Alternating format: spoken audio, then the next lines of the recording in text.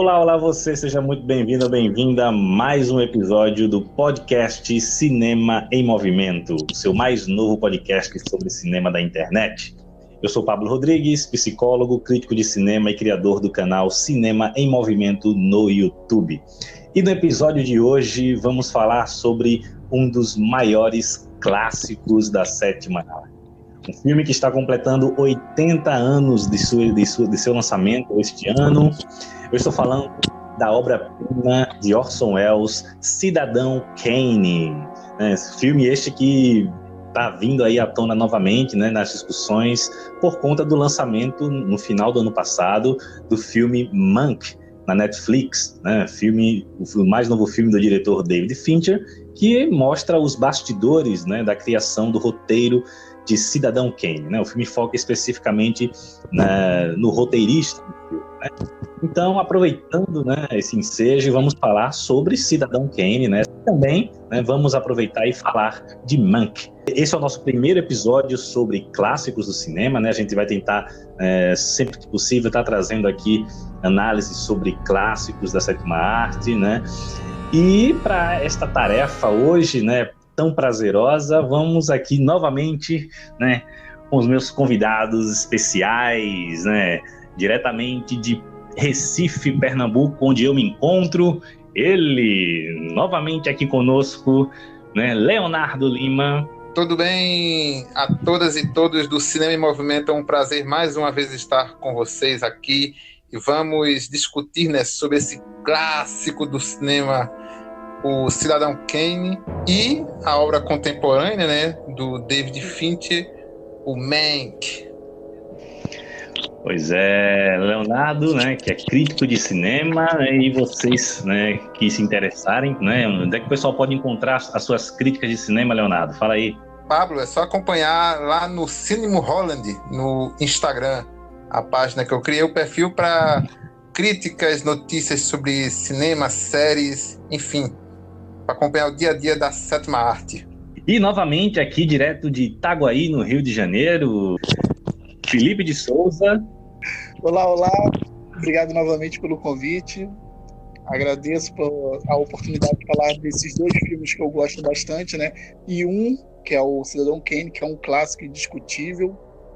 E para falar de Cidadão Kane, falar de Orson Welles, tem que estar bebendo. Já estou com meu copo aqui geladíssimo. Não estou bebendo uísque, mas estou bebendo uma boa cerveja. Olha aí, olha aí. E estreando no nosso podcast, diretamente da minha querida terra natal, Maceió, Alagoas, né? Ela, minha querida amiga Viviane Monteiro. Por favor, se apresente, minha cara. Olá, pessoal. Eu sou Viviane Monteiro. Tenho psicologia como formação e nas horas vagas gosto de assistir alguns filmes. Sou um pouco cinéfila. E se você ainda não conhece o Cinema em Movimento, vai lá no YouTube, né, se inscreve no canal Cinema em Movimento, curte os vídeos, tem vídeos toda semana, compartilha e acompanha também lá no Instagram, no @Cinema em Movimento 7, numeral 7, que lá a gente faz críticas escritas de filmes e lives todas as terças-feiras no projeto Cine Debate, onde eu analiso filmes escolhidos pelo público. Então, sem mais delongas, vamos nessa falar de clássico. Vamos falar de Cidadão Kane e também sobre Mank. Esse é mais um episódio do podcast Cinema em Movimento.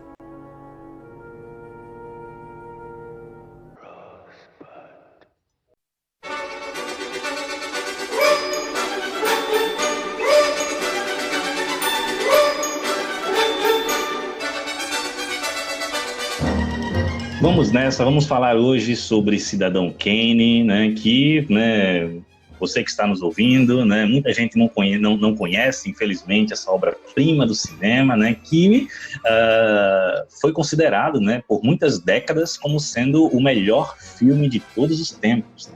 Ainda hoje é considerado por alguns críticos como o melhor filme já feito. Né? Mas é um filme que o grande público, infelizmente, não conhece, né? E mesmo sendo um dos filmes mais importantes, né, da sétima arte. E a gente vai falar um pouco sobre ele aqui, né? Vamos tentar destrinchar este filme maravilhoso, né? E agora, neste primeiro bloco, a gente vai entender um pouco do contexto né, de criação dessa obra, né, que tem a história dos bastidores de Cidadão Kane é tão interessante quanto a história do filme, né, tão rica quanto. Então, vamos conversar um pouco sobre isso, e não tem como a gente falar sobre Cidadão Kane sem falar de seu criador maior, né, sem falar de Orson Welles, um dos maiores gênios do cinema, né, um dos maiores cineastas que o cinema já teve, e que não era só cineasta, né, era cineasta, ator, roteirista, produtor, né, fazia de tudo, né, e conseguia fazer muito bem todas as suas funções, né.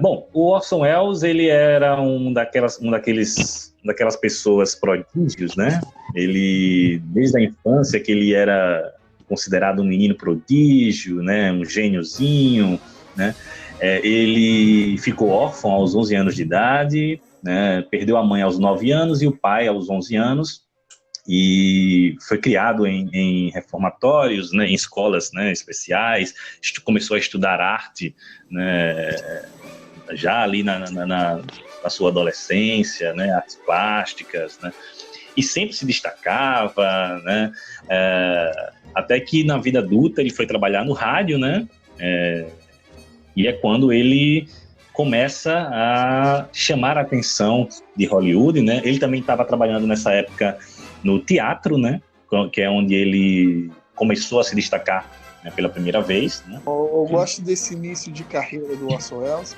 né, é a relação que ele tem com o teatro, né, e o interesse dele em contar histórias clássicas da literatura, né, ou do próprio teatro, e em situações completamente inusitadas para sua época. Se eu não me engano, ele já fazia peças de Shakespeare relacionada à cultura negra ao mesmo tempo, né?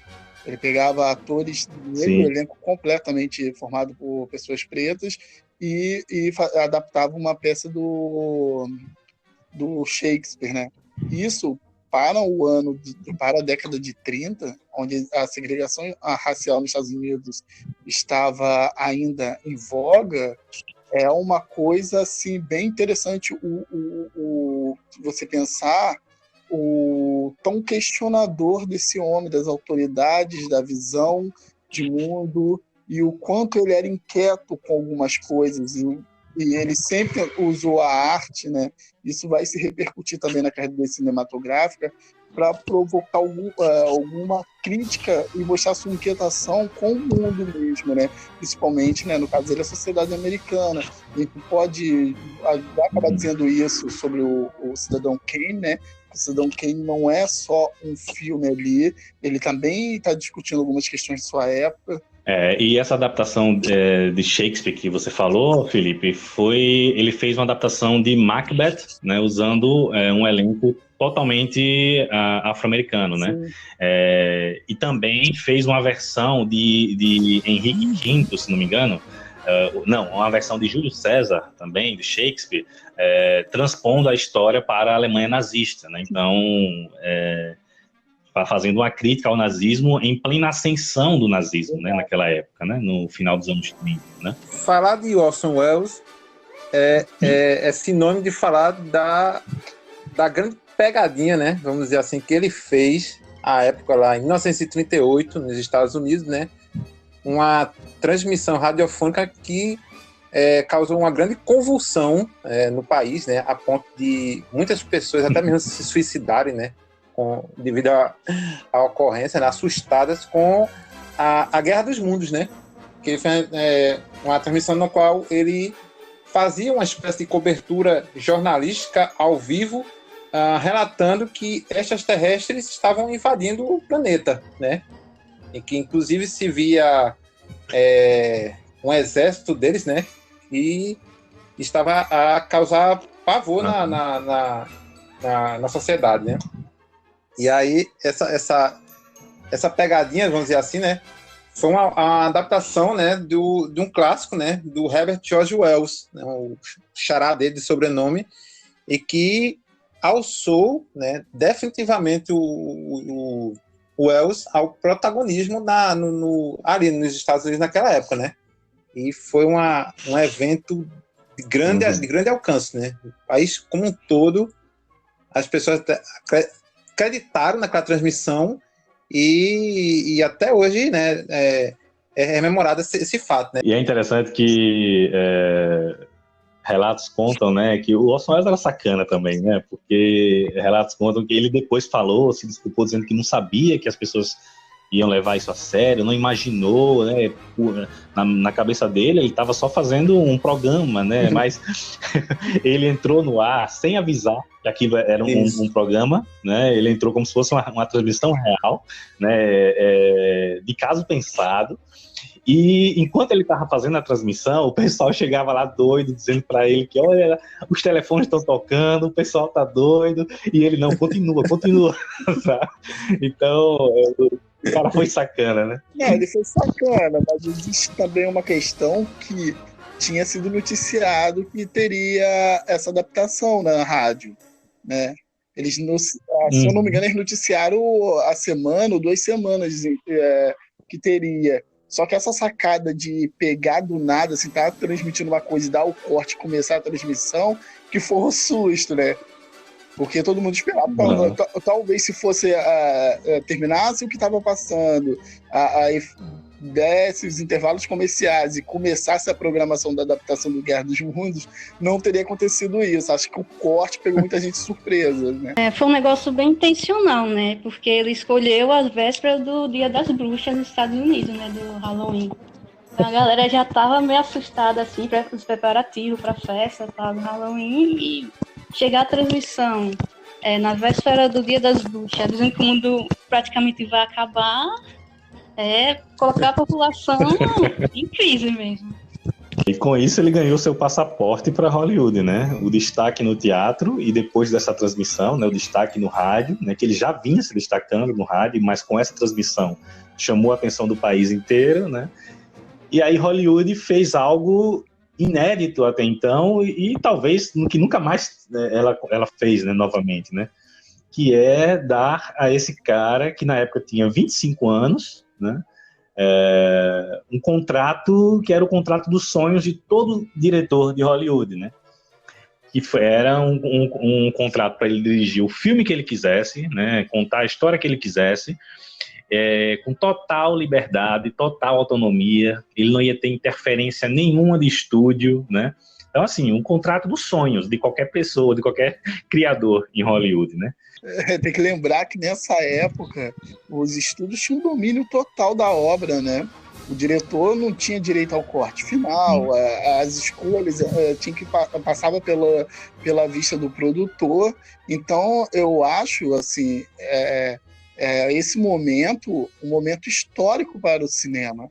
Talvez se ele não tivesse feito o Cidadão Kane, talvez se ele tivesse feito o primeiro projeto que ele tinha intenção de fazer, que era a adaptação no Coração das Trevas, né? Teria mudado a história, porque ele não atingiria uma pessoa polêmica da sua época. Ele acredito que poderia ter feito um grande filme e talvez mudasse essa relação aí de controle de uma produção pelo um diretor, né? Coisa que só veio acontecer novamente nos Estados Unidos nos anos 70, né? Estamos falando de um filme de 41 e novamente só pôde acontecer essa relação de um diretor ter controle em um filme americano somente na década de 70, e mesmo assim na década de 70 não era todos que tinham totalmente o controle, assim. Então eu acho histórico isso, acho extremamente importante esse momento do Orson Welles, assim. Ele foi muito corajoso e audacioso na escolha do filme que fez. E isso gerou uma raiva imensa de muita gente, né, com ele, né? Porque quem era aquele cara, né? Aquele garotão de 25 anos chegando agora, né? Já estava sentando na janela, né? Com liberdade total, né? Então tinha muita gente que ficou puta com ele, né? A gente nunca teve essa liberdade em Hollywood. Eu acho que o Orson Welles, ele foi o precursor, né? Até antes do Hitchcock em Hollywood, do cinema autoral, né? Do cinema de autor, né? Coisa que o Hitchcock iria começar ali na década de 40, quando ele vai para Hollywood, né? Mas eu acho que o Orson Welles já foi um certo precursor disso. Né? Eu não sei se eu diria que ele é um precursor do cinema de autor, né? Eu consigo ver. Eu consigo ver. Não, tô falando em Hollywood mesmo. Eu consigo ver que existem diretores anteriores, assim, tinha algumas marcas, assim, né?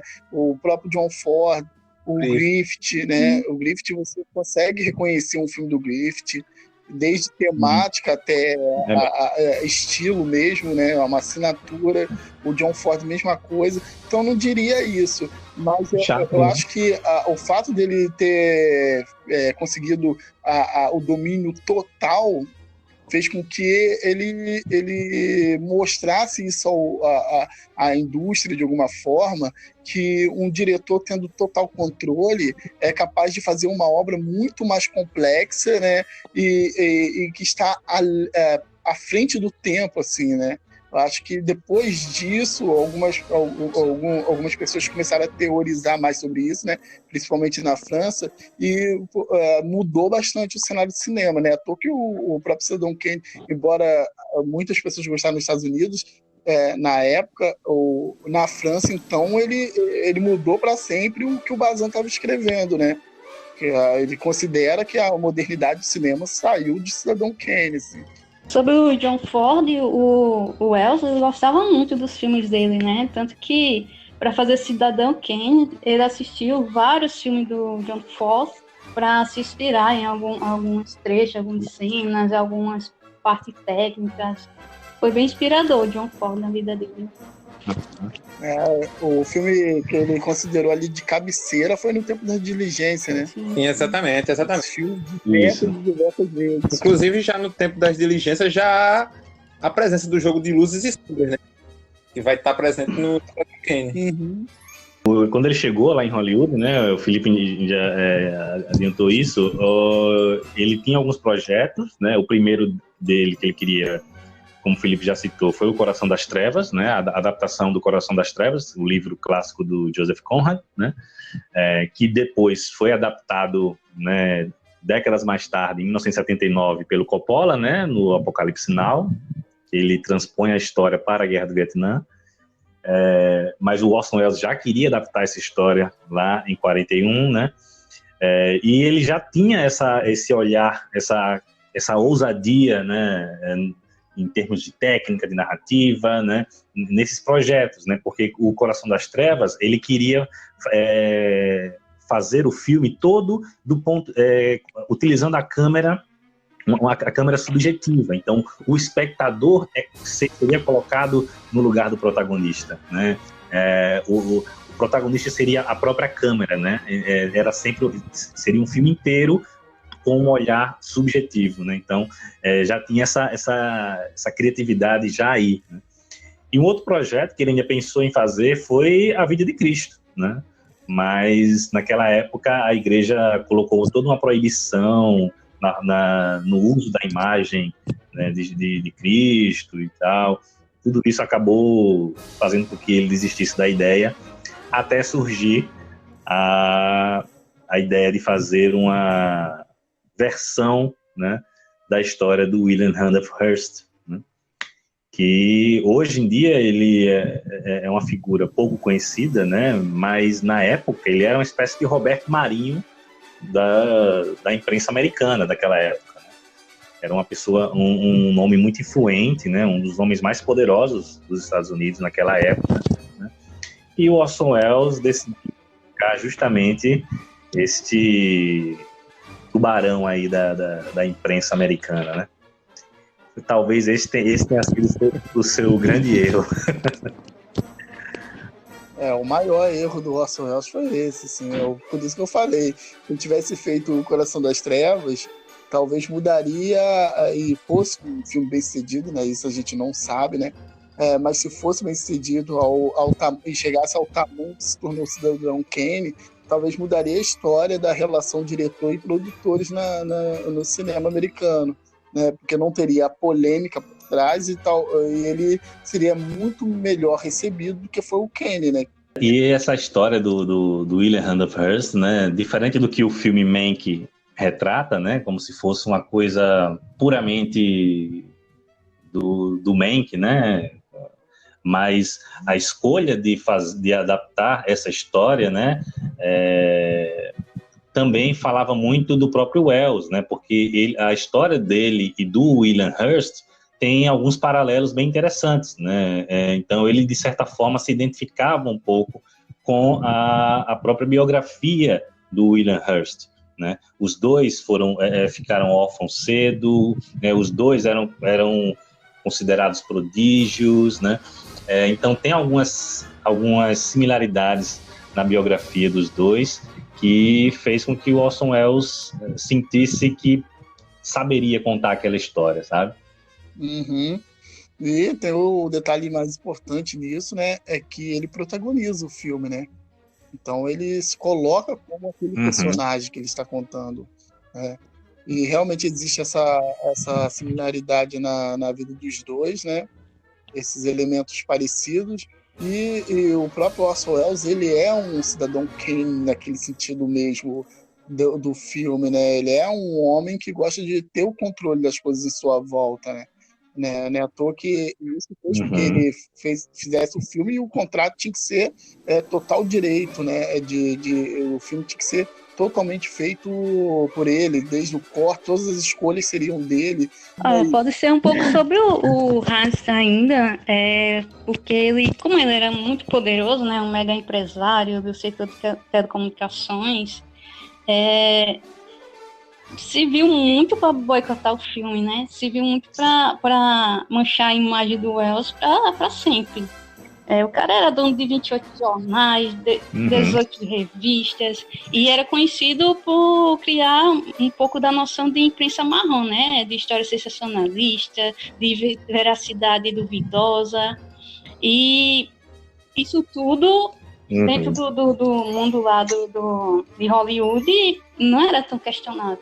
A escolha do Mank para o roteiro é porque ele tinha uma certa proximidade com o jornalismo, né? Então ele conhecia assim, os bastidores que o Kane não conhecia. Então, não estou colaborando com a ideia de que ele não participou do roteiro, porque eu acho isso um absurdo, né? Ele participou sim, mas ele trouxe o Mankiewicz para próximo por conhecer a figura ao qual seria tratada. E não à toa, também, o Mank não apenas conhecia os bastidores do jornalismo, mas também era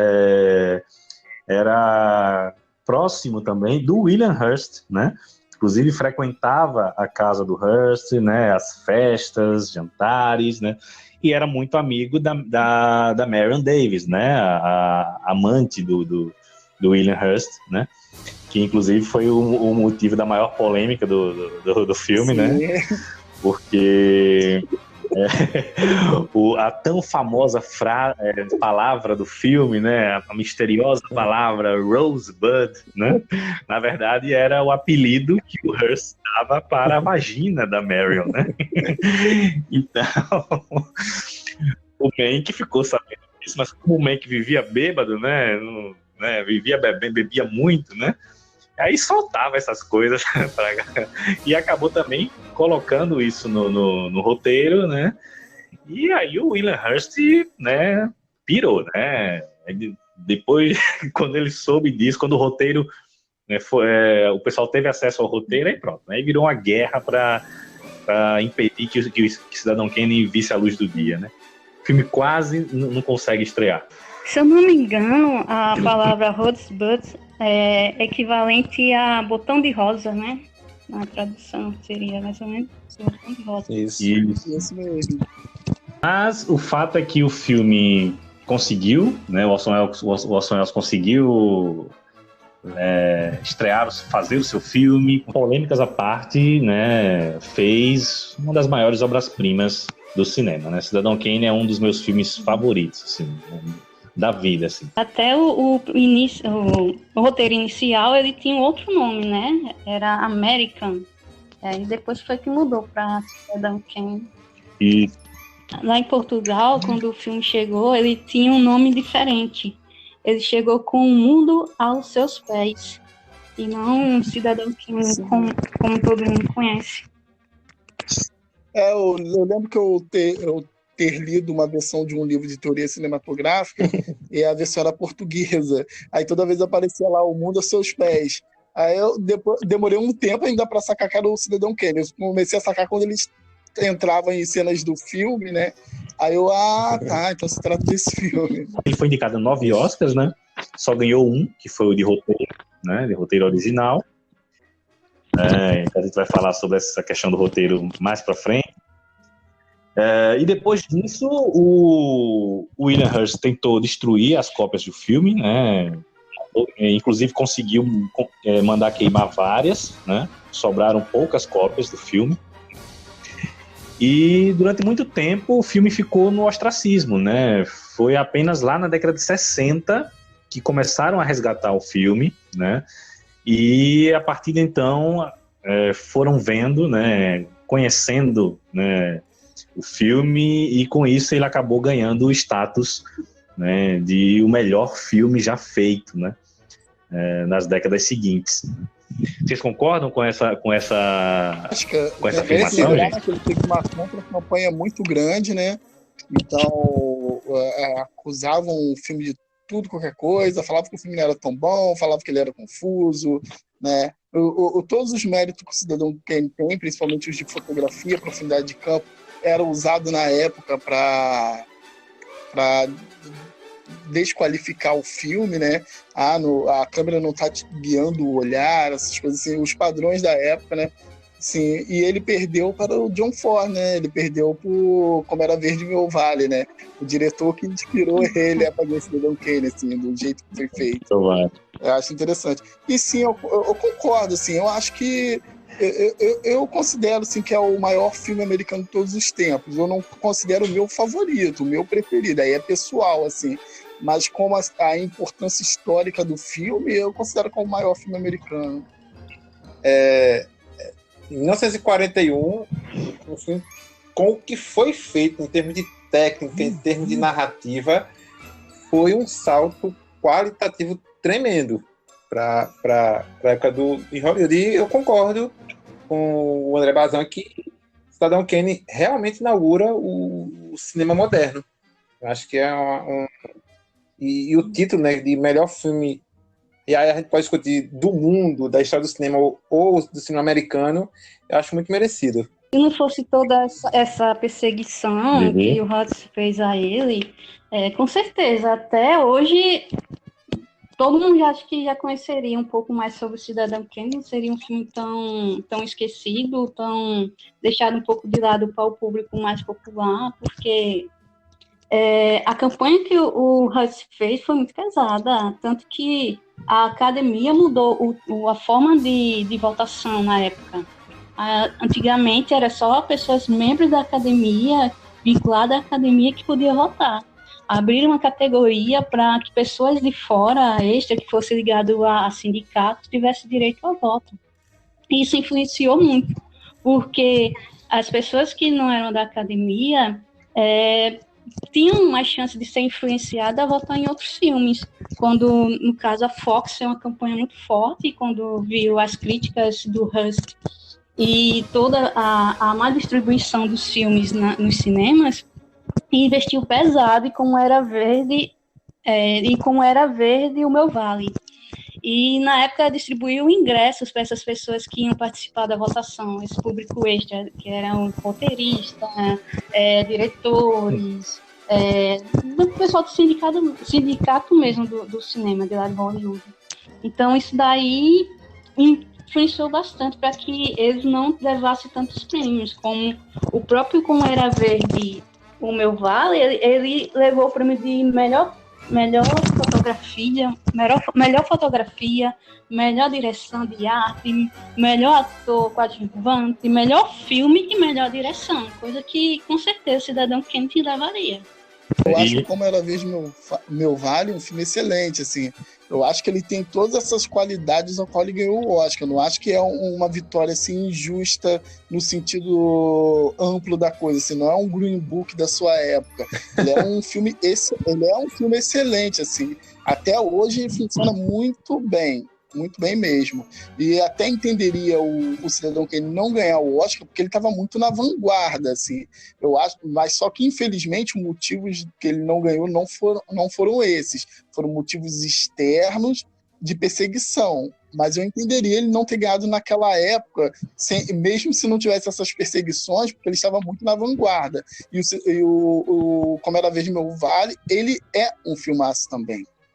Mas essa perseguição do William Hurt ao Orson Welles acabou comprometendo muito a carreira dele, né? Em seguida, né? A ponto de nos privar de um filme que seria rodado, né? No Brasil, né? É uma produção no Brasil, né? O É Tudo Verdade, em 1943. O Orson Welles inclusive, chegou a ver o Brasil, né? Para filmar, mas infelizmente as relações que já estavam deterioradas com a RKO, né? Impossibilitaram que o filme viesse a ser lançado, né? A ser terminado e lançado, na verdade.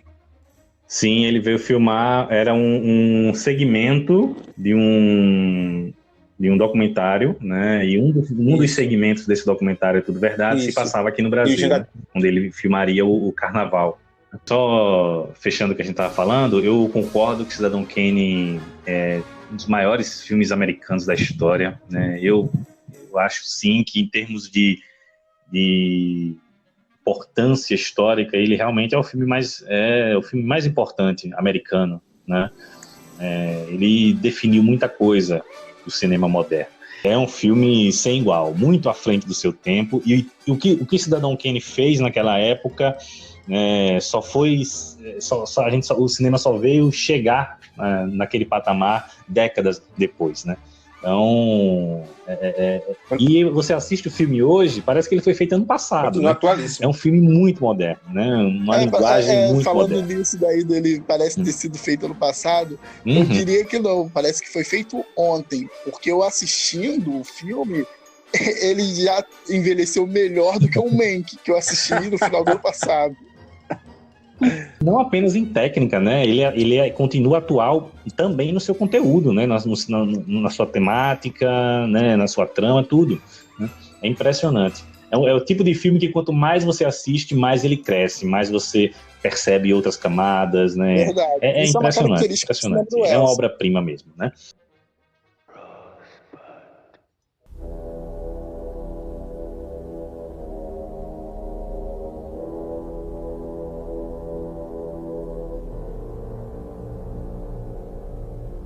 Falamos, né, sobre o contexto de criação de Cidadão Kane, né? Esse contexto que é tão rico, tão cheio de histórias, né? Mas, né, como a gente disse, Cidadão Kane é considerado um dos melhores, né? Se não o melhor filme já feito, um dos mais importantes, né? Mas agora a gente vai falar um pouco do porquê. O que é que faz Cidadão Kane ser essa obra-prima que a gente fala, né? Então, vamos falar aqui sobre o filme especificamente, né, sobre a obra, né? Não tem como fazer isso sem spoilers, né, gente? Então, vai ter spoiler à torta e à direita aqui agora, tá bom? Eu acho que é interessante para quem está nos ouvindo, né, a gente falar um pouco das inovações que Cidadão Kane trouxe, né, em termos de técnica, né, de narrativa, né? Como é que vocês... o que é que vocês diriam aí sobre as inovações de Cidadão Kane? Bom, o Orson Welles, ele trouxe a experiência que ele tinha no teatro, né? Porque sobre cinema mesmo ele não tinha experiência nenhuma. Então, a experiência que ele tinha no teatro, com rádio, isso contribuiu muito para a construção do filme. Quando ele começou as gravações e a reunir a equipe que iria ajudar ele contou com a ajuda de excelentes profissionais. E dentre eles tinha dentro deles tinha o Greg Toland.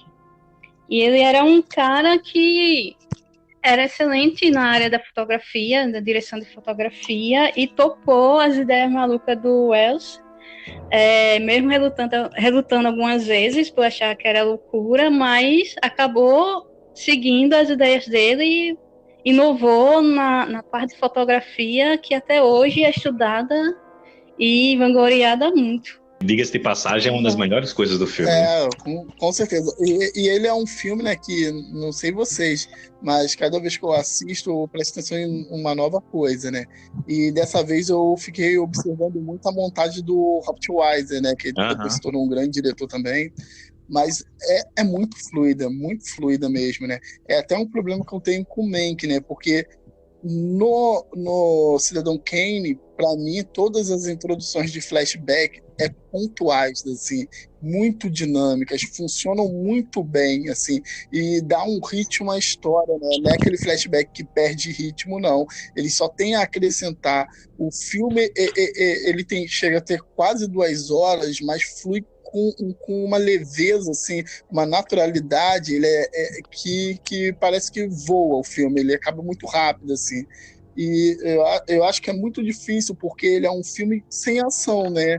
A ação no sentido clássico, ele é mais conversa, mais diálogo, e conseguir dar essa leveza, esse dinamismo, assim, acho que tem que ser um nome lembrado, assim. Acho que a montagem do filme é excelente. Com certeza, com certeza. Eu adoro as transições, né, do filme, né?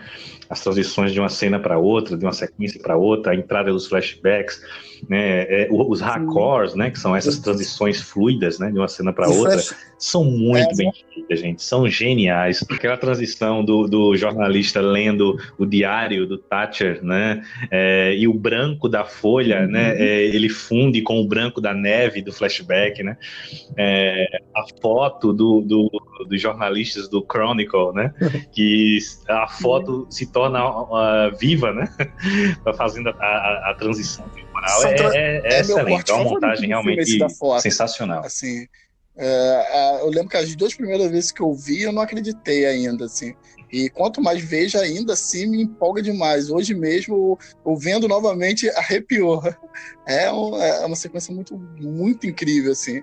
É uma montagem muito sutil e mesmo quando ela chama atenção para si, ainda assim é orgânica, né? Aquela coisa que te incomoda, assim, parece que foi só para chamar atenção. As transições do filme são muito orgânicas, né? São muito naturais. Em nenhum momento o espectador se perde temporalmente, né?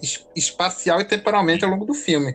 Os flashbacks realmente te colocam, né, no passado do Kane, né? Sim. E quando volta pro presente da narrativa, né, você sabe que voltou, né? Você não fica perdido, como eu tive a sensação do Mank. Que várias vezes eu realmente me achei perdido na história. Apesar do recurso lá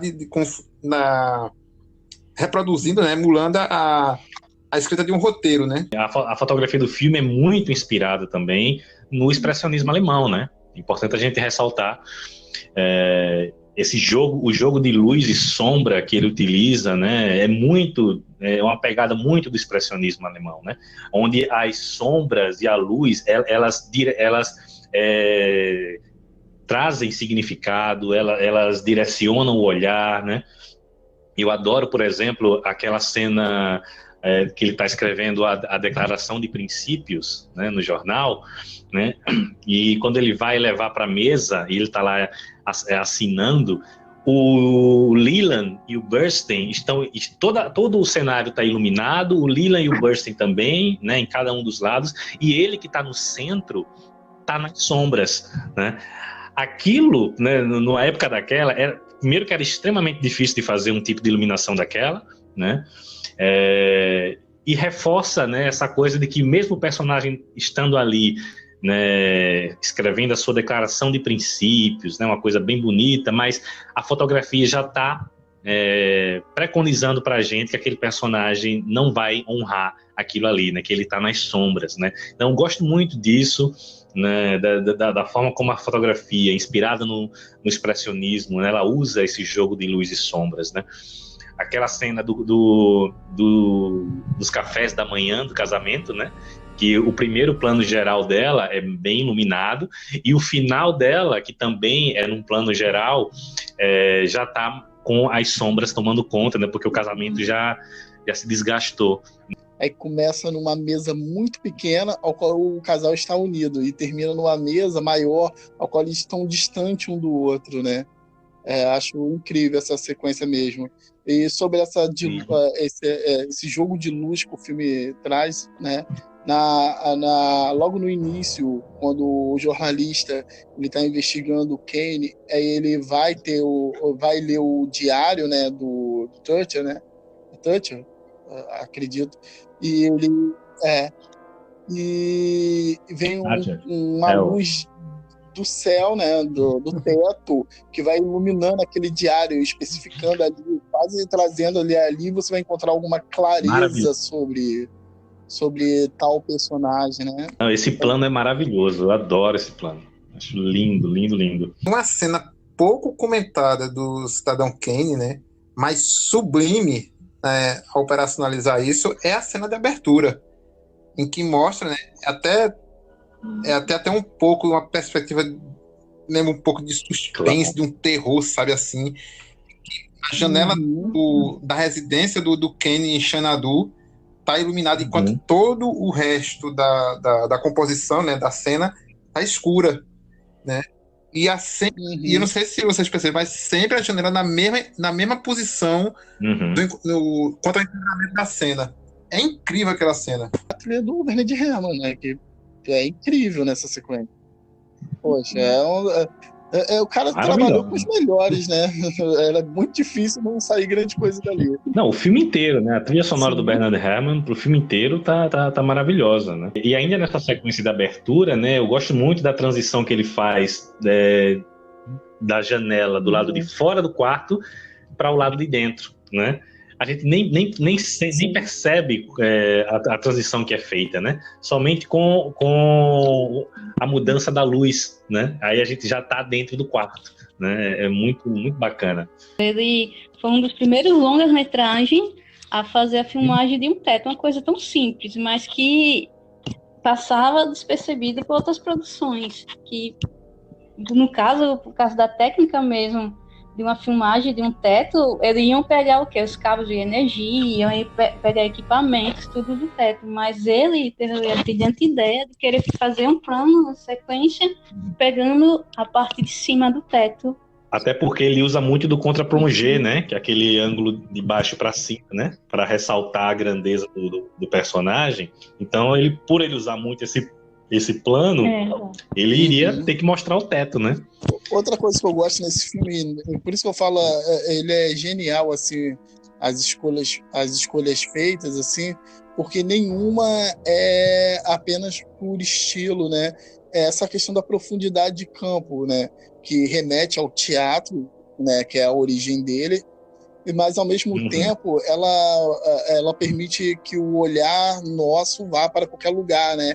E isso tem muito a ver com a história que está sendo contado, né? Porque a gente não está vendo o personagem do Kane durante o filme, né? Contando a história do personagem. Na verdade, o que a gente vê é interpretações de pessoas que estavam à sua volta contando a sua história.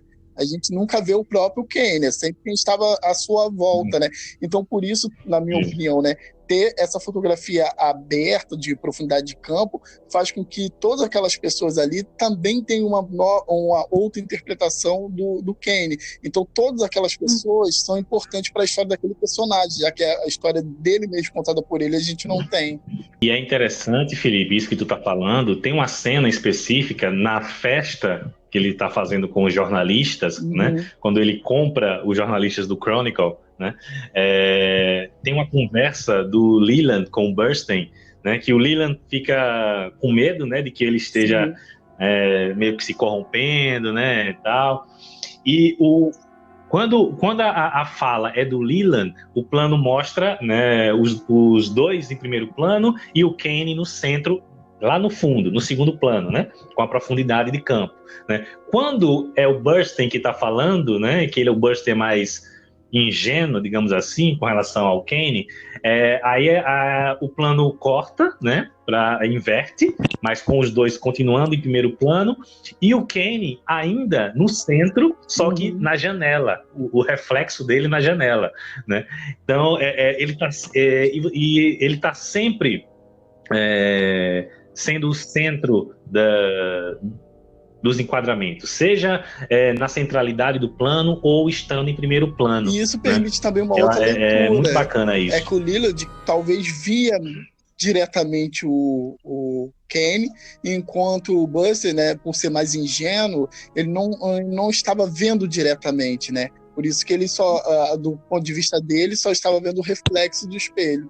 Para o nosso ouvinte e a nossa ouvinte que possa não saber, né, sobre essa questão de profundidade de campo, né, profundidade de campo é quando a gente, porque nos filmes até aquela época, né, eles utilizavam somente o foco no primeiro plano, né, ou seja, o que estava por trás do objeto filmado ou dos personagens, né, era na maioria das vezes desfocado, né, não era utilizado, não era algo que tinha importância para o plano, né? Em Cidadão Kane, o Orson Welles faz o oposto, né? Ele dá tudo tem importância no plano, né? Ele usa não apenas o que está em primeiro plano, próximo da câmera, mas também tudo que está sendo filmado. Então tá acontecendo a ação tanto na frente da câmera quanto também no fundo, por trás dos personagens, né? Tudo isso está em foco, né?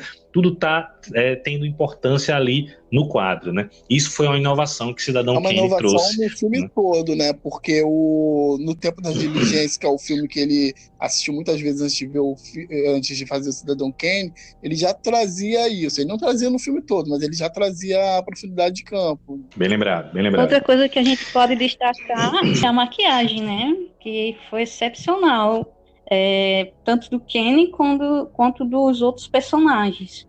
Tipo, a maquiagem deu um trabalho danado, tanto que fizeram várias próteses só pro queixo do Kenny, que foram filmadas 27 momentos da vida dele. Aí fizeram mais ou menos perto de 20 próteses só pro queixo dele. E tipo, os outros personagens também envelheceram de uma forma que não dava para acreditar que aquelas pessoas não eram eles mesmos, mas sim pessoas bem mais envelhecidas do que eram na realidade. Eu adoro a maquiagem do personagem do Leland. Uma outra coisa que me chama muita atenção no Cidadão Kane é a narrativa, né? Que o Cidadão Kane é tido como o primeiro filme a utilizar uma narrativa toda não linear, né? Onde a gente começa a história já do fim, né? Já da morte do personagem. Mas o que eu acho interessante é que não é simplesmente uma narrativa não linear pura e simples, né? Mas nada é gratuito, né? O filme está contando a história de um jornalista, né? De um magnata da imprensa, né? Então, o que é que ele faz? Ele utiliza uma narrativa toda em flashbacks, porém ele cria, na verdade, ele é quase que um precursor do mockumentary, né? Do documentário falso, né? Porque a narrativa dele é como se ele fosse um documentário sobre aquele personagem, né? E tanto que a gente acompanha o jornalista, né?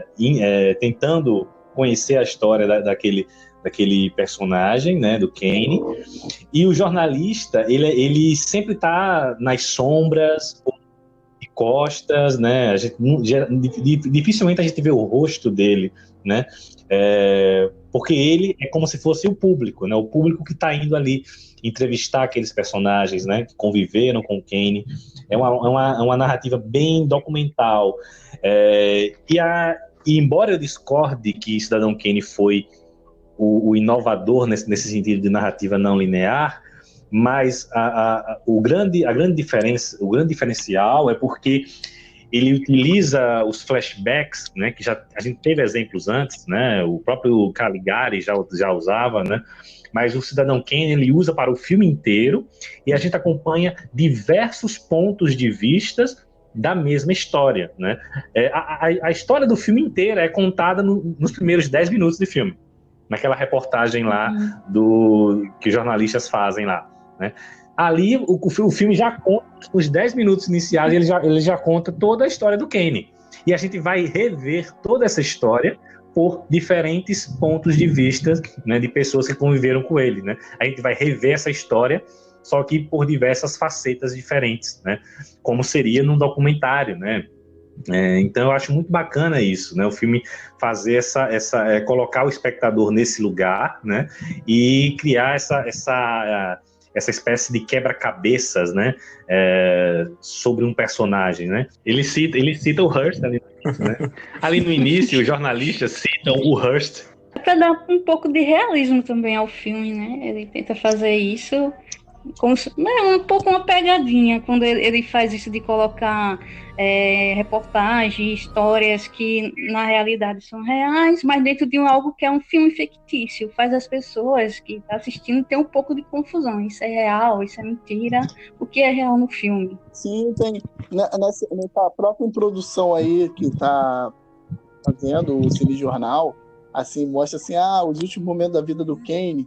Aí parece que é aquele cinegrafista amador, as imagens vistas sempre com alguma coisa na frente, meio tremido, assim, como se estivesse espiando o Kane na sua velhice, assim, dá um tom de realismo no filme, assim, uma seriedade, e passa uma verdade que eu não lembro de ter visto em filmes da época ou anterior.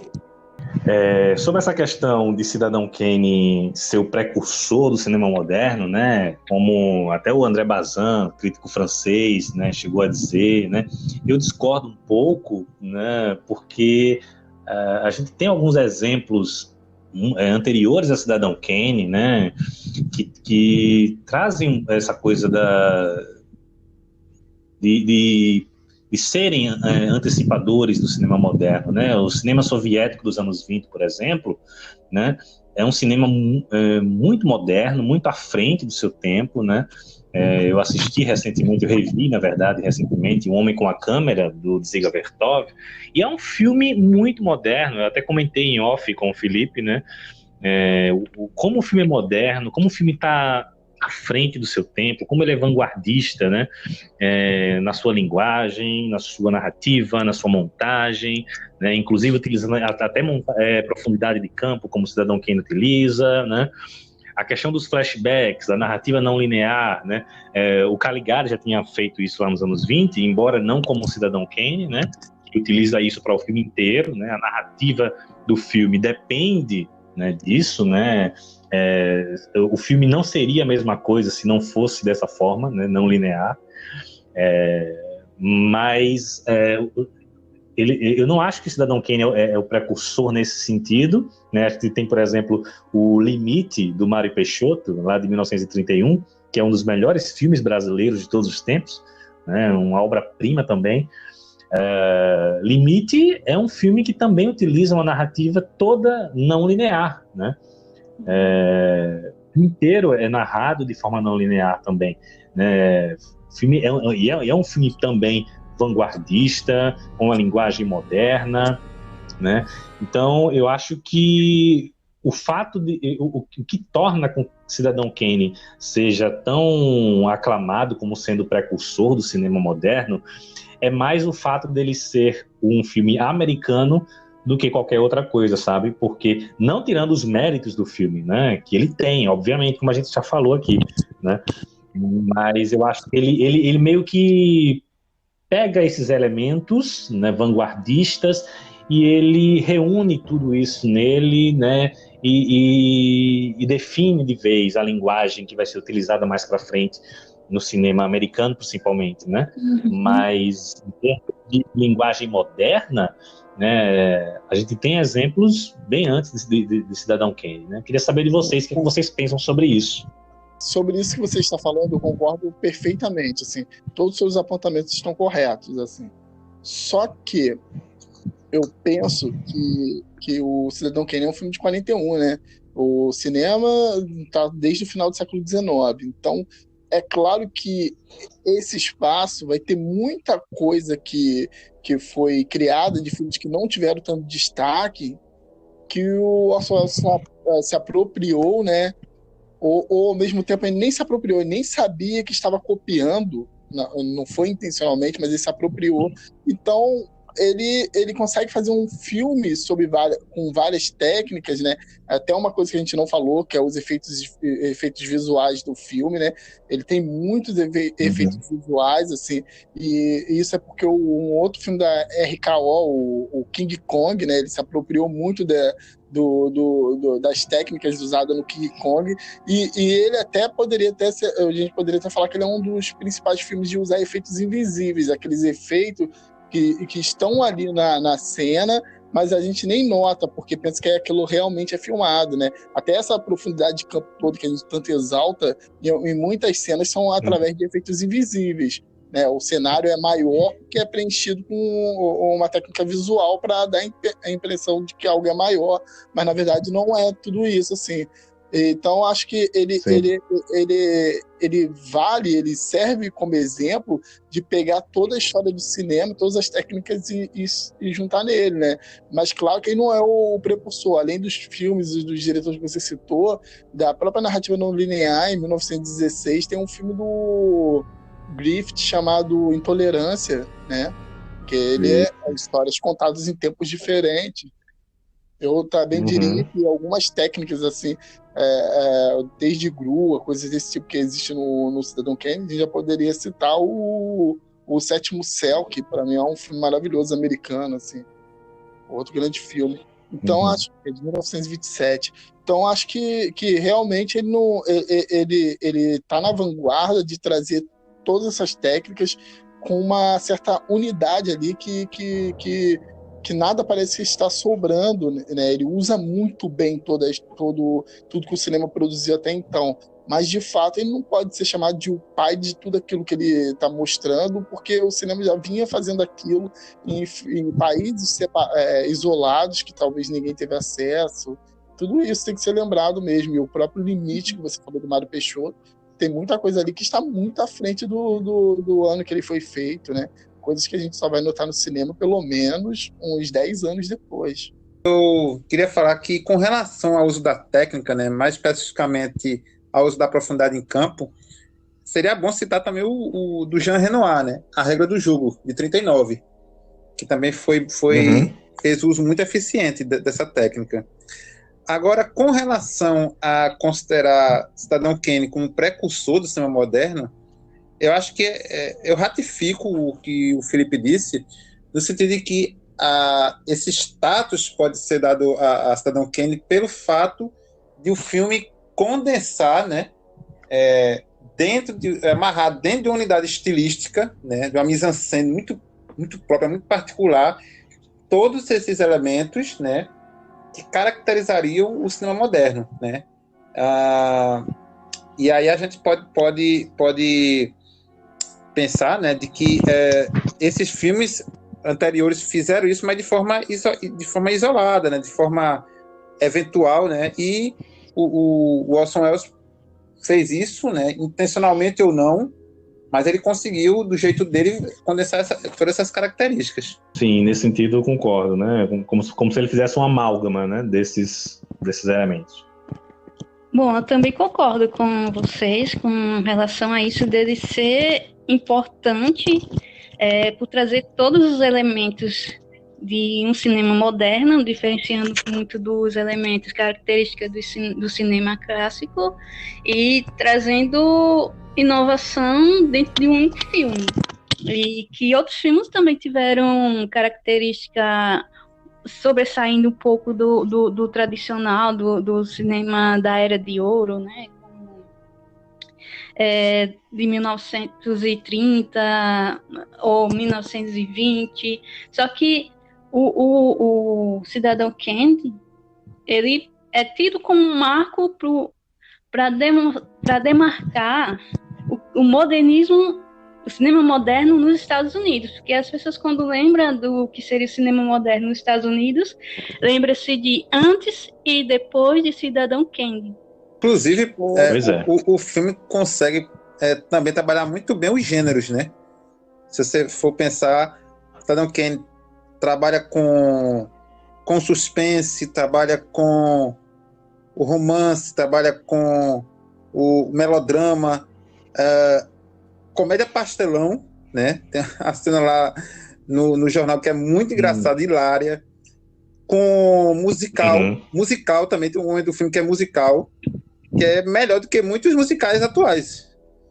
Então acho que ele consegue amarrar de uma maneira muito interessante também, trazer os gêneros, né, para dentro da narrativa dele. Mas eu não sei, assim, até pro cinema americano eu fico pensando nisso.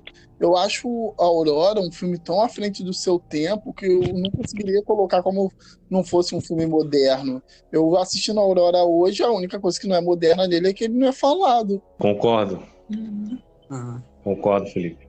Pois é uma discussão interessante, Mas o fato é que Cidadão Kane, a gente não pode negar que ele sim é um filme moderno, à frente do seu tempo, né? E que foi importante nessa redefinição, né? Nessa transformação da linguagem cinematográfica, né? Sobretudo no cinema americano, né? E com relação ao conteúdo temático do filme, gente, o que é que vocês acham do conteúdo do filme, das temáticas que ele aborda? É a coisa mais moderna dele, na minha opinião. É a coisa mais moderna. Seja sobre a questão de acompanhar um personagem pelos olhos de outras pessoas, né? Assim, não faz muito tempo antes do David Fincher fazer Man, que ele já tinha feito a Rede Social, que é tirado isso do Cidadão Kane, tem como não falar, né? Que é um personagem controverso ao qual está sendo discutido as suas atitudes através de depoimentos de pessoas que o cercam, né? Eu acho muito moderno a questão ali de manipulação da mídia, né? O jornal ali começa a certo ponto podemos dizer, até fabricar a história, né? Não consigo ver como não discutir isso hoje em dia.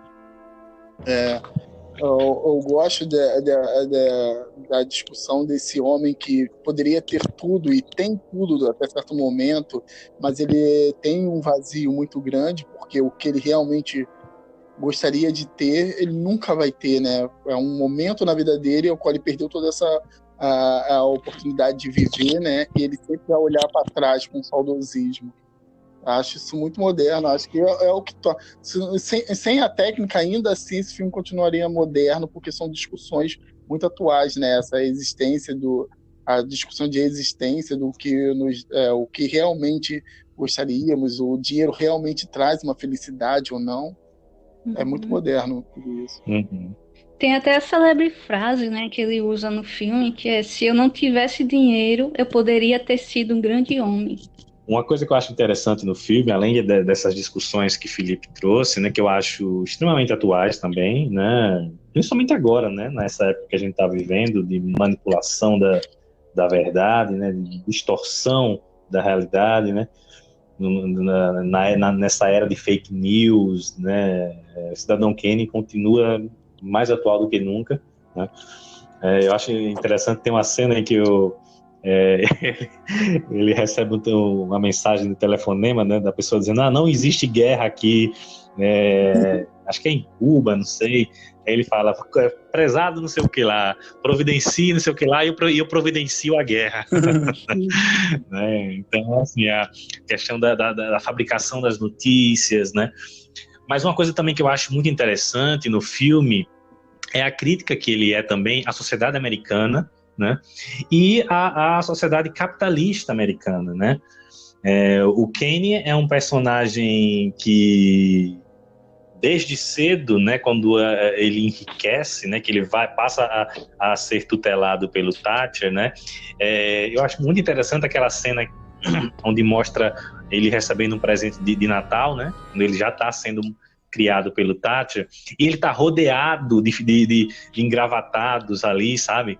Então, ele desde pequeno, ele foi criado naquela lógica, né, de ganhar dinheiro, enriquecer, né, ser esse tipo de pessoa, né?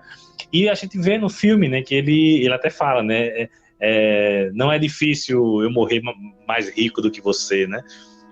Mas eu gosto muito da frase dele, né, que eu sempre me engasguei com essa colher de prata, né? Sim. porque ele teve tudo, né, assim, em termos materiais, de condições materiais, né, teve tudo que o dinheiro pôde conseguir, né, mas como o Felipe falou, né, ele tinha esse vazio existencial, ele sempre buscava resgatar aquilo que ele perdeu, né, na sua primeira infância, né, ele sempre queria ter o amor dos outros, mas não conseguia se doar, né, não conseguia dar o seu próprio amor, e sempre buscando esse amor que ele perdeu na figura, que era o da figura materna, né, que é o que representa o Rosebud, né, o trenó, que a gente vai descobrir lá no final, né, representa tudo isso que ele perdeu, né, e que esse modo de vida capitalista, né, desenfreado, né, e que acabou corrompendo ele, né, acabou transformando ele numa pessoa que ele próprio não gostava, né, porque ele se transforma em um sujeito que ele mesmo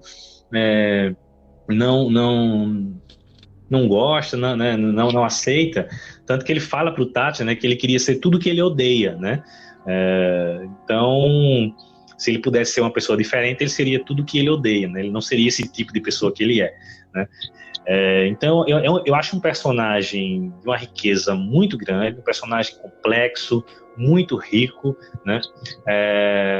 Até na relação que ele estabelece com a Susan, né, com a segunda esposa dele, né, eu lembro quando ele conhece ela fala que ela quer ser cantora, mas a mãe dela queria que ela fosse cantora de ópera, só que a voz dela não serve para ópera, e ele insiste em transformar ela numa cantora de ópera, porque era o que a mãe dela gostava, né, e toda essa questão também relacionada a essa figura materna.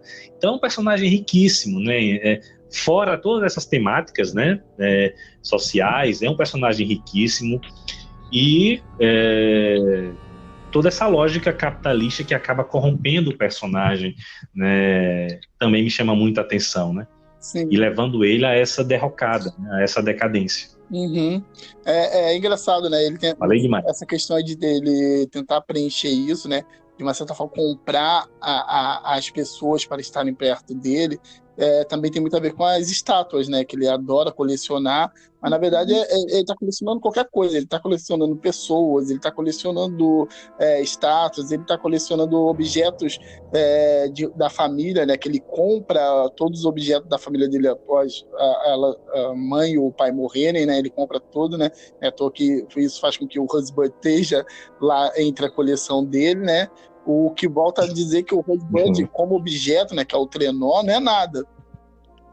O importante é o Rosebud como objeto de lembrança de um tempo em que ele viveu com a família, né? À toa que quando a segunda esposa dele vai embora, o que ele não destrói no quarto é aquele globo, né, que muitos americanos têm, que tem dentro aquela imagem de uma casa sobre a neve, né, que representa exatamente a casa dele, né? Então o Rosebud é o momento ali, que é todo momento que ele não pôde viver com os pais, né? Tudo que foi tirado dele. O trenó é só mais uma coisa. E vocês perceberam que o globo aparece pela primeira vez na casa da Susan, quando ele conhece ela? Aham. Sim, ele tá na cômoda dela lá. E até depois dessa cena do quarto, né, que ele quebra tudo e tal, tem uma cena maravilhosa, né, que reflete visualmente como é que o personagem tá, né? Que é um homem quebrado, fragmentado, né? Aquela cena linda do espelho, né? Sim. Onde ele passa pelo espelho e a gente vê vários reflexos dele, né? Fragmentando a personagem. Nesse ponto, o filme é sempre excelente, assim. Ele é muito sutil em reproduzir o interno do personagem através de imagens. Uma coisa que eu ia falar, só para finalizarmos, é sobre a performance política do Kenny, né? Naquele plano do comício, né? Que ele está sendo numa espécie de teatro aclamado, me lembrou muito esteticamente a Leni Riefenstahl, com a estética do nazismo, aquela cena do líder político aclamado, né, amado pela massa. lembrou um pouco. Sim. Muito bem pontuado. Eu sabia que eu já tinha visto esse Muito bem lugar pontuado. da vontade. Aquele ângulo bem centralizado, ele no meio do palco e as pessoas na sua volta em fileiras, né? Isso. Uhum. Perfeito. Triunfo da vontade. Eu nunca tinha feito essa ligação, mas eu sempre, quando eu via essa imagem, me vinha alguma coisa na cabeça, assim, mas eu não vi, eu fazia a ligação direto. Perfeito. Se a gente for olhar, o filme se passa no meio da Segunda Guerra, né? Sim, 41. Uhum. E a gente não pode fechar a nossa análise de Kane sem falar das atuações, né, gente? Porque, assim, Orson Welles tá detonando, né? Nem fala. Tá simplesmente sensacional, velho. E o elenco de apoio é excelente, não tem nenhuma atuação ali que deixe a desejar.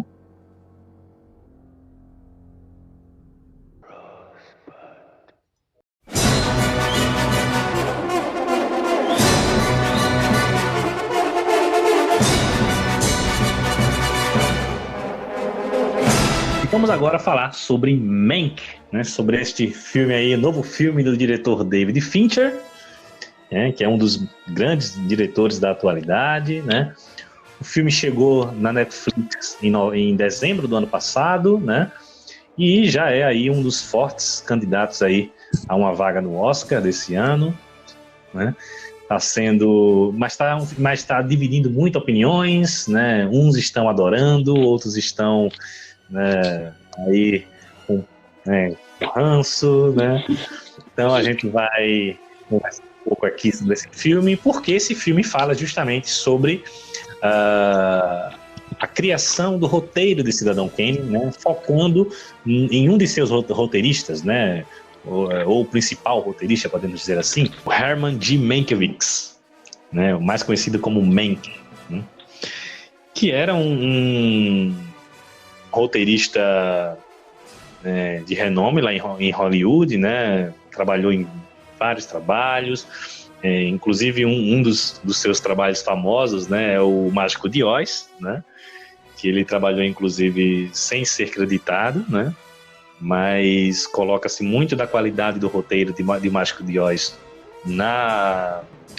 nas alterações que ele fez, né, no roteiro, no tratamento que ele deu, né, ao roteiro, como dizem. E eu quero saber agora de vocês, né? Quero saber aí, eu quero é treta. Quero saber aí, o que é que vocês acharam de Mank? Acho um bom filme, acho até um grande filme. Eu gosto de muitas das escolhas estéticas do filme, né? Que faz homenagem direta às escolhas estéticas do Cidadão Kane, não só do Cidadão Kane, como filmes dos anos 40 no geral. Assim, então, nesse ponto, é um filme visualmente muito elegante, né? Eu gosto das atuações do filme. Eu não gosto do que o roteiro quer dizer, mas acho que ele funciona muito bem dentro do filme, assim. É porque a gente conhece a história que está sendo tratada e as figuras ao qual estão sendo citadas, assim. Mas se fosse um filme ficcional, contando um bastidor fictício de qualquer outra produção que nunca existiu, acho que é impossível não falar que é um bom filme, né? Eu acho que eventos externos ao filme tem que ser levado, analisado para você poder fazer uma análise correta sobre um filme, uma crítica segura, né, sobre o que você está querendo dizer sobre o filme. Porém, isso não pode impedir de você conseguir ver um valor no filme, né? Mesmo com o problemas aí relacionado a uma certa mentira do filme, né, se posicionando de um lado falso, né? Historiadores sobre a história do cinema já mostraram a importância do Orson Welles para o roteiro, e mesmo se não tivesse o texto da Pauline Kael, que tem que ser citado hoje, né, que tenta argumentar de qualquer jeito que o crédito único deveria ser do roteiro do Mankiewicz, mesmo se o Orson Welles nunca tivesse escrito, o filme só é como é graças às escolhas estéticas e técnicas. E isso o Mankiewicz não tem nada a ver. Antes da gente dar continuidade, é importante contextualizar aqui, né? O filme conta a história do Herman Mankiewicz, né? O Mank, e o processo de criação do roteiro do Cidadão Kane, né? Só que e aí o filme defende a ideia, né, de que o roteiro de Cidadão Kane foi escrito somente pelo Mank e que o Orson Welles somente pegou os créditos para si, né? E isso era uma ideia, uma teoria, né, que foi colocada, né, inclusive reforçada pela Pauline Kael, que era digamos, hoje ela seria uma blogueira, né, e uma youtuber de cinema, né? Na época ela... Nossa, que verdade!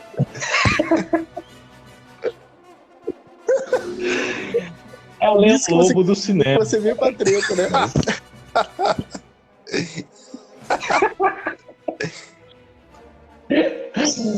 Então, assim, o filme defende essa ideia, né, que foi já refutada desde a década de 70, né, já foi comprovado que o filme, o roteiro não tem somente a mão do Mank, né, embora muitas das ideias sejam dele, mas o Orson Welles também contribuiu para o roteiro. Inclusive, o roteiro do Mank é o primeiro de 7 versões que o roteiro teve, né?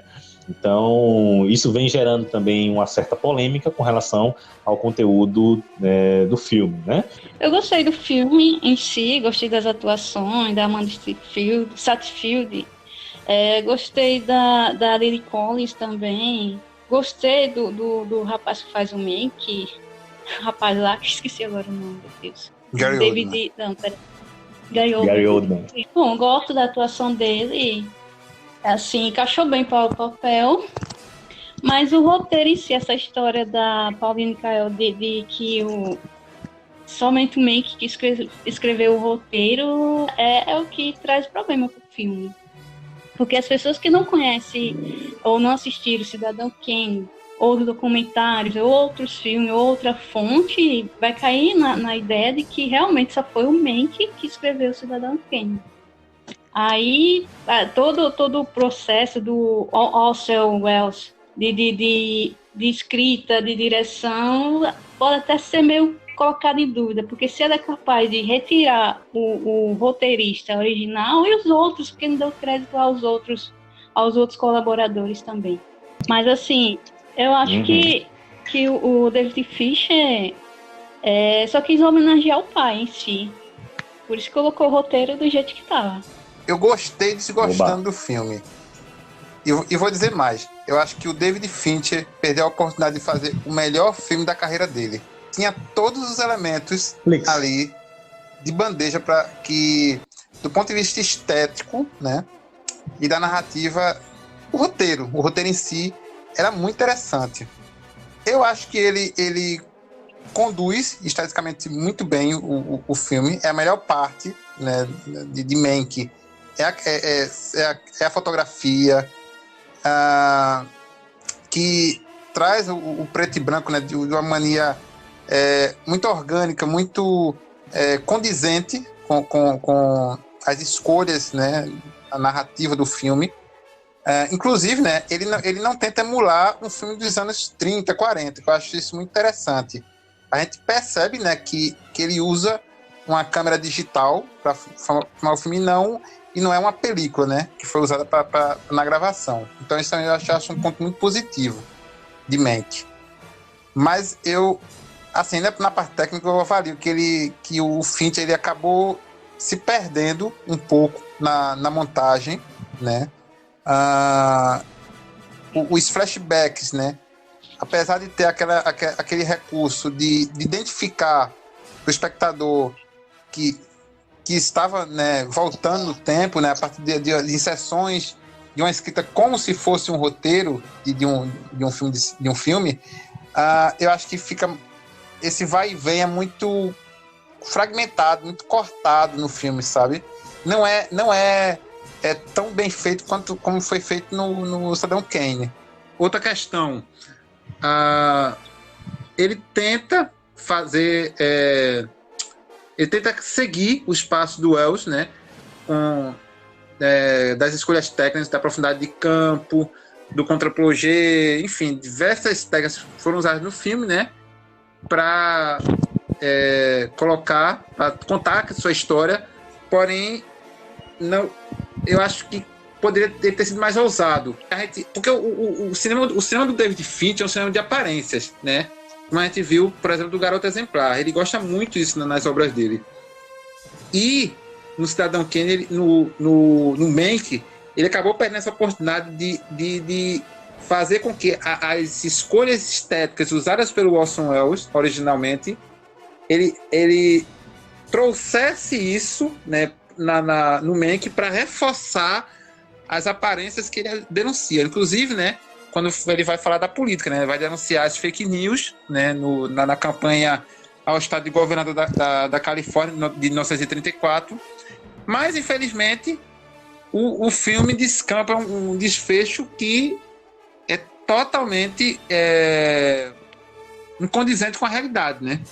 E eu acho que esse final acaba fazendo com que o filme perca muita força, né? Ele combate a fake news de um lado, porém trazendo terminando o seu filme com a fake news, né? O filme todo é uma fake news, né? Isso a gente sabe, assim.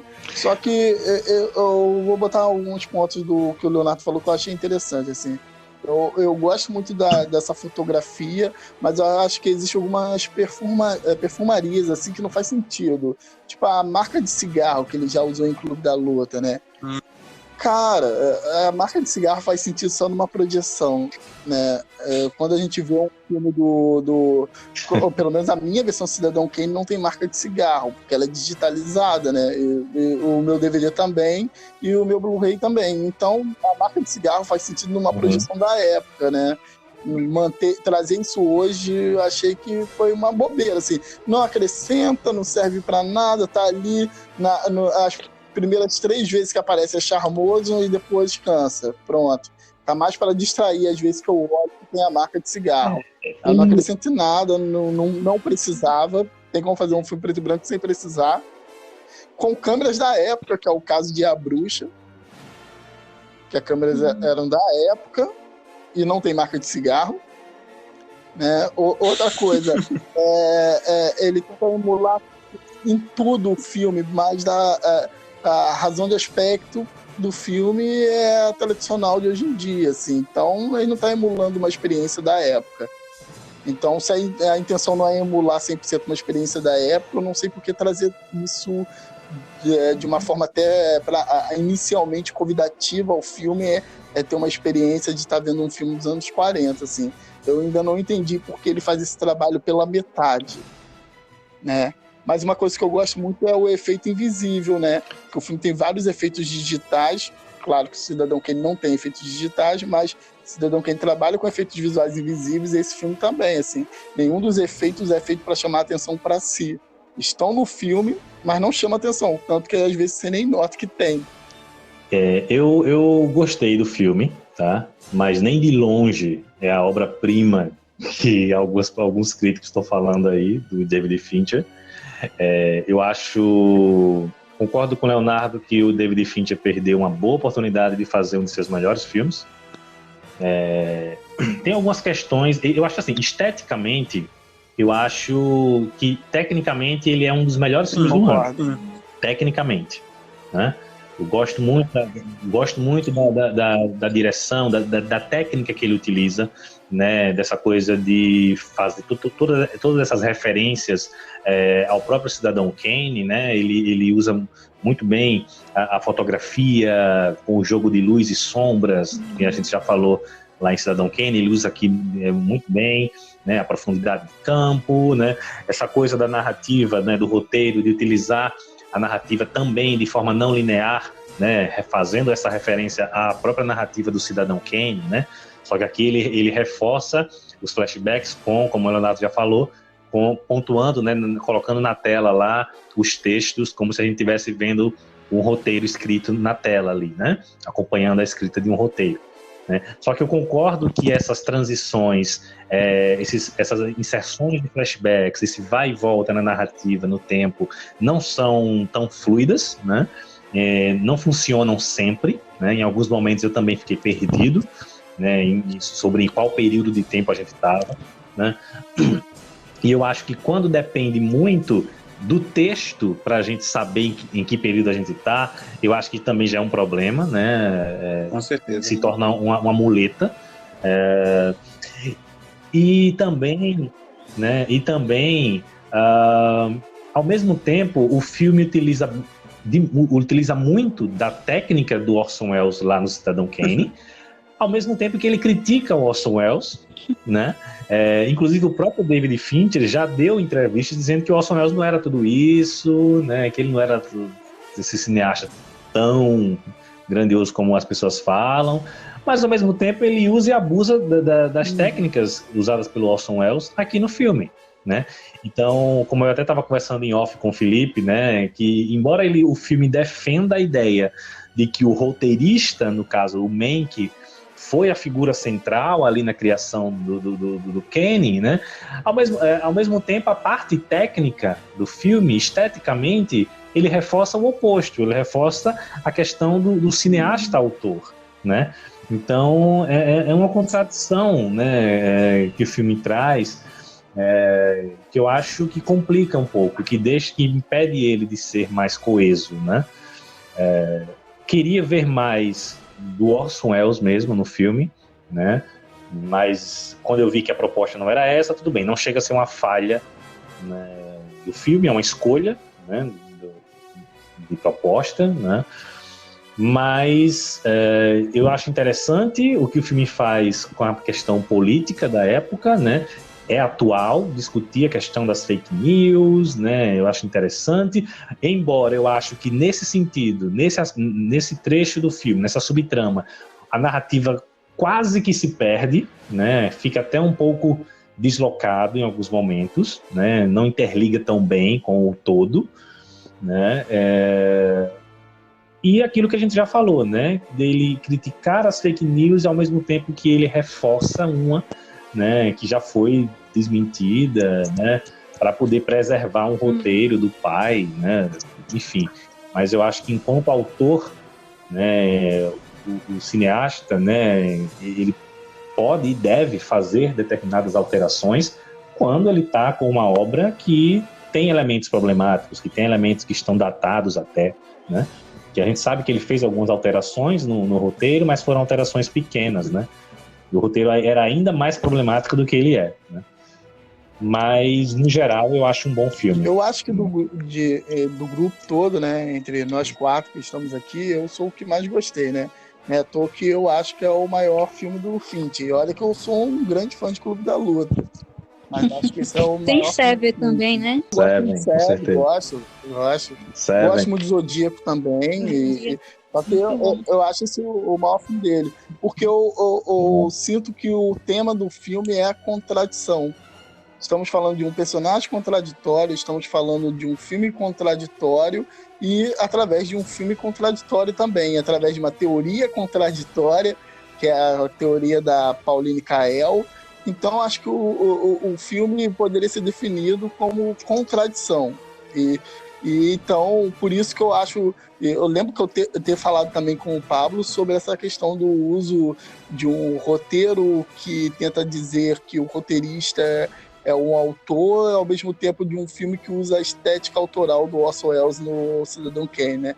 Então, acho que isso somado é a ideia de contradição como um todo que o filme vem trabalhando desde sua estrutura inicial, desde os seus personagens, desde seu tema um todo. Então, isso não defende. Então, quem critica com razão, né? Claro, dado a crítica que está sendo feita. E eu gosto disso no filme. Eu gosto dele ser essa contradição ambulante, né? Dá muito mais camada a se discutir. Acho que é um filme que pode ser muito bem lembrado daqui a alguns anos pelo seu conteúdo problemático, né? E uma das coisas que eu não gosto, agora falando do que eu não gosto, eu acho que eu falei com o Pablo também, é os flashbacks. O meu problema com os flashbacks é que eles não ajudam o filme no todo. Ele está mais ali representando essa unidade temática com o Cidadão Kane, que também tem uma estrutura em flashback, do que realmente serve a história. Não que todos os flashbacks são inúteis, mas a maioria são confusos, né? Todos aqui concordaram que os flashbacks mais confundem do que ajudam. Tanto que eu nem acho que é só uma coisa estilística botar como crédito de roteiro. Não acredito mesmo nisso. Eu acredito que no final do filme lá montado, eles perceberam que os flashbacks são confusos, então tinha que ter alguma forma de datá-los, coisa que Cidadão Kane não precisa. Você entende que está tratando de épocas diferentes sem o filme mostrar, através de alguma imagem escrita na tela, o ano que tá sendo aquilo, entendeu? Então os flashbacks do Cidadão Kane é muito mais orgânico. Aqui não. Aqui existe ele marcado como um crédito de roteiro, né? Mas porque ele é confuso. Para mim, não é uma escolha estilística porque está se tratando de um roteirista. Embora possa parecer isso, e ele é feito para parecer isso mesmo, mas mais para mascarar que o filme seria confuso sem aquelas marcações. Eu concordo, eu só discordo de que o filme, na minha opinião, a contradição que você pontuou não é tão intencional assim, sabe? Eu não acho que... Eu acho que é mais uma contradição no sentido de falha mesmo, né? Até porque a forma como o filme retrata o próprio Orson Welles, né, reforça ainda mais o tema dele. Orson Welles é o vilão do filme, né? Mas eu gosto muito também, gostei muito, assim como o Vivi falou, das atuações. Principalmente, gostei do Gary Oldman, né, gosto muito da atuação dele. O Gary Oldman sempre tá bem, né, ele é um grande ator. Embora não seja a melhor atuação dele, na minha opinião, mas é um forte candidato ao Oscar desse ano. Mas eu gostei muito da Amanda Seyfried, né, como a Marion Davis, né, e gostei da dinâmica dela com o personagem do Mank, né, acho que foi bem retratada, né, fugindo do estereótipo da mulher interesseira, né, mercenária, né. Eu gostei disso. Acho o melhor trabalhado. E eu acho que ali eu gosto de ver como uma espécie de desculpas, né, para a memória dessa atriz tão importante, né? Ela não é uma excelente atriz, mas é uma atriz importante para a história do cinema, e que Cidadão Kane, de uma certa forma, manchou um pouco a memória dela, né? Tem um momento do filme que mais me incomoda é o final da conclusão ali de o Orson Welles ser um homem completamente alterado, nervoso, vilão, assim, nas características mais clássicas de vilão. Ao mesmo tempo, o filme faz uma espécie de desculpem, faltou a palavra aqui.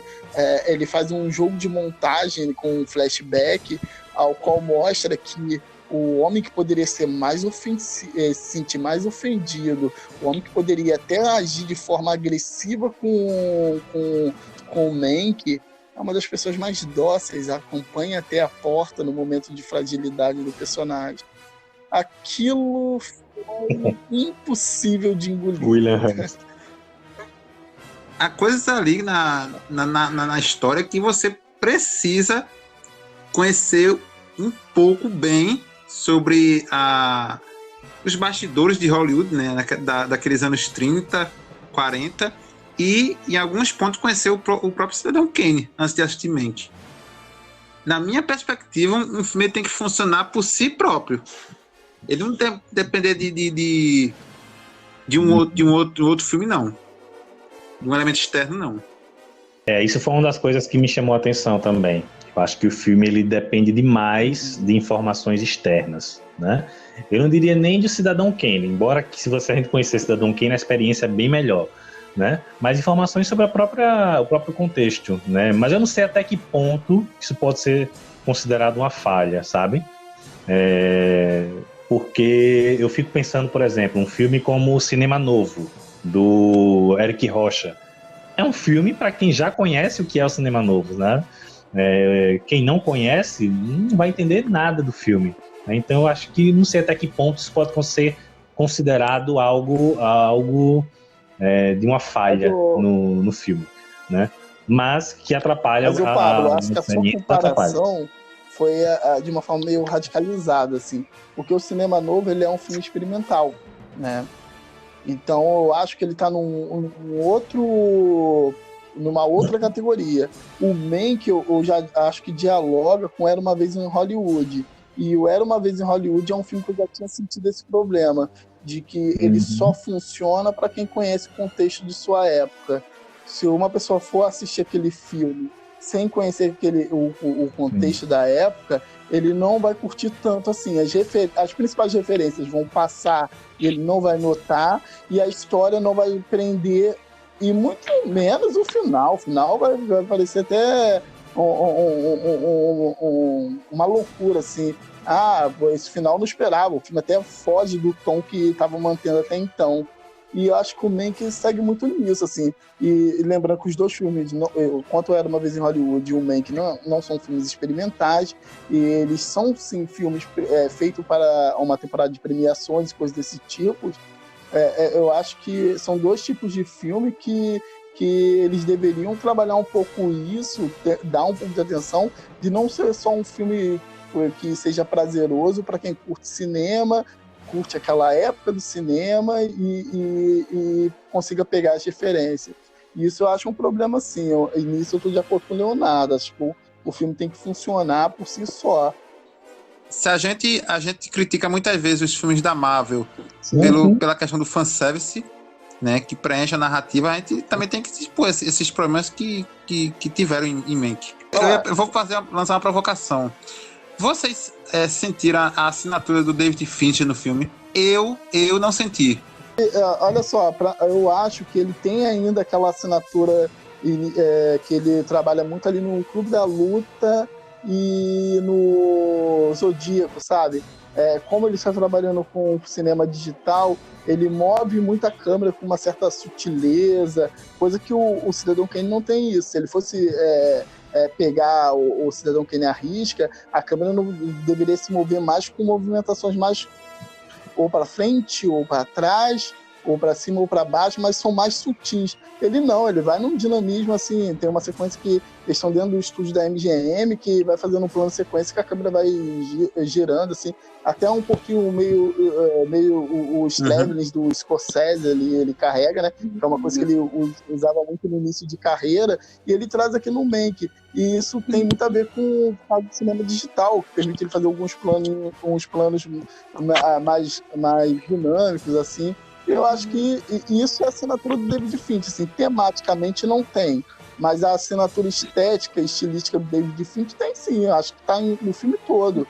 Até o fato dos efeitos visuais invisíveis é uma assinatura do David Fincher. Uhum. E o perfeccionismo também dele, né?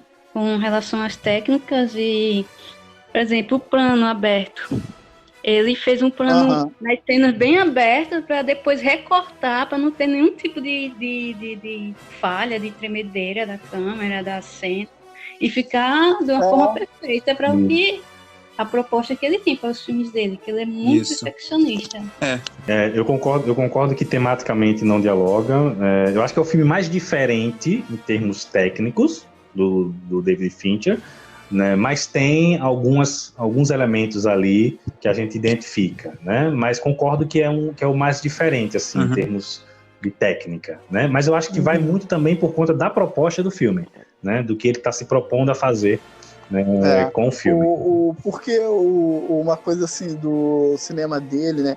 Que ele é muito conhecido por ser perfeccionista e coisas desse tipo, mas eu acho que a perfeição dele deixa os filmes dele sem muito sentimento. E isso podemos dizer que o Mank tem. O Mank é um filme frio, assim, é um filme meio gelado. Eu não tenho aproximação com nenhum personagem, assim. E isso é muito da carreira dele, assim. Alguns filmes dele tem essas coisas, assim. A gente consegue ser acolhido por alguns atores, tipo o Seven. O Morgan Freeman é um ator genial, então é difícil não ver o Morgan Freeman e não ser acolhido pela atuação dele. Mas os personagens do filme são frios. Um roteirista hoje em dia, nos dias atuais, para ele ser creditado numa obra, num filme, ele precisa escrever pelo menos 50% do final da obra, para ter os créditos naquela obra. E naquela época não existia isso, né? Esse tipo de acordo. Porque o Mank, ele escreveu vários roteiros e que a gente até nem sabia que ele fazia parte das obras dos filmes. Só depois de assistir um filme agora do Mank, ver documentários, é que a gente tem noção de que a carreira dele dentro de Hollywood é extensa e tem várias obras muito boas que ele não levou crédito. Inclusive, ele entrou em 2 sindicatos, se não me engano, né, para tentar ganhar os créditos pelo filme, né, e isso contribuiu também para essa mudança, né, ao longo dos anos, né, dos roteiristas terem o crédito, né, escrevendo pelo menos mais de 50% do filme. Né. Eu acho justo o crédito dele, né, isso não me incomoda. Eu acho desonesto o filme esconder o Orson Welles, né? Se é um filme que busca tanto a autoria de uma obra, ele deveria mostrar que todos que trabalharam, né? Nem à toa que aquele personagem que vai visitar o Mank algumas vezes e falar que o Orson Welles está copiando o roteiro, aquele personagem que eu esqueci o nome, mas ele existiu mesmo e ele também escreveu o roteiro. Ele não é só alguém que está ali de passagem, não. Ele também estava escrevendo. Ele revisava e fazia pontuações. Então, mais uma pessoa que poderia também ser colocado como um roteirista no próprio filme. Não estou nem falando da época, não. Estou falando do filme. E o filme nega ele também. Bota apenas como o cara chato que vai fazer as cobranças para o Orson Welles. Nem falamos da trilha sonora, que é os mesmos responsáveis pelo Soul, né? E eu acho a trilha muito boa, mas no filme é mal usada. Tem alguns momentos sérios que ela entra e ela tem uma alegria que o filme não perde. Pois é, se fuçar mais, esse filme não vai sair bem daqui, não. Eu falo que o filme é ruim. Você tem certeza que você gostou tanto assim? Mas toda vez que eu falei, só falei mal, né? Tá foda. Mas ele tá tendo uma aceitação relevante lá na Netflix. Tá com 99%. Perto desse link. Sim. 99%. Gente, muita coisa. Olha, ontem pra assistir, tava em 99%. Olha aí. Mas vamos falar a verdade, né? Só quem assistiu é cinéfilo, né? O público geral da Netflix. E vai se divertir, isso é um fato. Se a pessoa e ela nem quiser, ela não for com a intenção de criticar e apenas se divertir e ter uma experiência de um filme dos anos 40, isso se encontra no filme. Assim, acho que é possível ele ter uma grande aprovação das pessoas que viram. A galera tá dando joinha pro filme.